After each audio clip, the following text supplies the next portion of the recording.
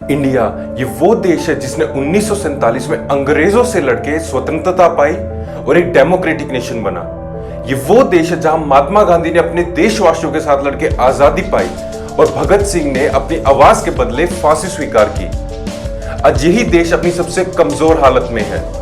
Freedom house की freedom in the world report के मुताबिक इंडिया अब फ्री नेशन नहीं रहा और फ्री से हटके पार्शियली फ्री बन गया है। इस रिपोर्ट के मुताबिक इंडिया ने 100 पॉइंट्स में से 67 पॉइंट्स हासिल किए, जो पिछले साल के 71 पॉइंट से कम है। इस न्यूज को आपको कोई भी मीडिया हाउस नहीं दिखाएगा, क्योंकि हमारी डेमोक्रेसी की इस हालत की आधी जिम्मेदार तो मीडिया ही है। आज की वीडियो में मैं एक्सपोज करूंगा हमारे देश की हालत, और आज वक्त आ गया है सोचने और समझने का।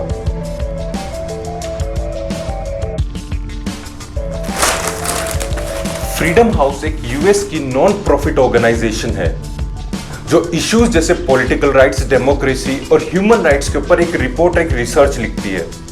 ऐसी ही एक रिपोर्ट है freedom in the world report, जो बताती है कि एक देश कितना फ्री है और हमारे ह्यूमन राइट्स कैसे हैं उस देश में। इस रिपोर्ट में हर कंट्री की मार्किंग 100 पॉइंट से की जाती है। ये 100 पॉइंट्स दो इशू में डिवाइड किए जाते हैं, पॉलिटिकल राइट्स और सिविल लिबर्टीज। पॉलिटिकल राइट्स यानी आपके, हमारे और सरकार के क्या राइट्स है अपने देशवासियों की तरफ। सिविल लिबर्टीज यानी नागरिक स्वतंत्रता। अब जो ये 100 पॉइंट्स है, इसमें 40 पॉइंट्स होते हैं पॉलिटिकल राइट्स के एंड 60 पॉइंट्स होते हैं हमारे सिविल लिबर्टीज के। इस ग्राफ को समझते हैं एक बार। पिछले साल हमारे देश का फ्रीडम स्कोर था 71 पॉइंट्स, जिसमें 34 पॉइंट्स थे पॉलिटिकल राइट्स के और 37 पॉइंट्स थे सिविल लिबर्टीज के। तो हमारा देश एक फ्री नेशन था। लेकिन 2021 में हमारी सिविल लिबर्टीज 37 पॉइंट से गिर के 33 पॉइंट्स रह गई है। तो हमारा देश अब फ्री की जगह पार्शियली फ्री नेशन बन गया है। हमारी देश की इस हालत के बहुत से कारण हैं, लेकिन 3 जो सबसे मेन कारण है, उनमें पहला कारण यह है कि क्या हमारी देश की मीडिया फ्री एंड इंडिपेंडेंट है कि नहीं। इस रिपोर्ट के मुताबिक हमारे इस पर्टिकुलर इश्यू को इस रिपोर्ट ने 4 में से 2 पॉइंट्स दिए हैं। 2020 में ढेरों जर्नलिस्ट जिनकी रिपोर्ट कोरोना से बचने के लिए जरूरी थी, उन लोगों को अरेस्ट किया गया और बहुत ही मीडिया हाउसेस को सरकार के प्रेज करने के लिए भी प्रेशर किया गया। और गोदी मीडिया से तो आप वाकिफ होंगे ही, जी न्यूज, रिपब्लिक टीवी, आज तक जैसे चैनल्स, क्या ये चैनल्स फ्री हैं या बायस्ड है। इशू नंबर 2, क्या हर इंडिविजुअल हमारे देश में अपना फेथ प्रैक्टिस करने के लिए फ्री है या नहीं। इस रिपोर्ट ने इस पर्टिकुलर इशू को भी 4 में से सिर्फ 2 पॉइंट्स दिए। काउ स्लॉटरिंग से लेके मॉब लिंचिंग तक के कितने सारे इशू हुए।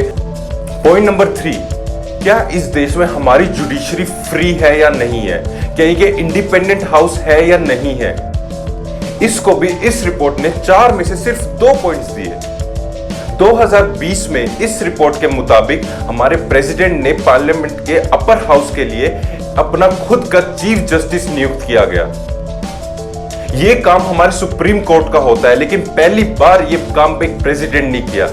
इस चीफ जस्टिस का नाम था रंजन गोगोई। यह है फ्रीडम स्कोर। अगर हम बात करें इंटरनेट फ्रीडम की, तो इस रिपोर्ट के मुताबिक हमारे देश को 100 में से सिर्फ और सिर्फ 51 पॉइंट्स मिले हैं।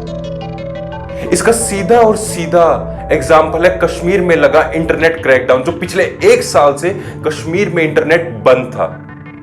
लेकिन हर बार के बचने के लिए सरकार हमेशा हर रिपोर्ट को डिनाई करती आई है, और इस रिपोर्ट को भी डिनाई किया है। सरकार ने अपने कहे हुए शब्दों में यह कहा है कि यह रिपोर्ट मिसलीडिंग, इनकरेक्ट और मिसप्लेस्ड है।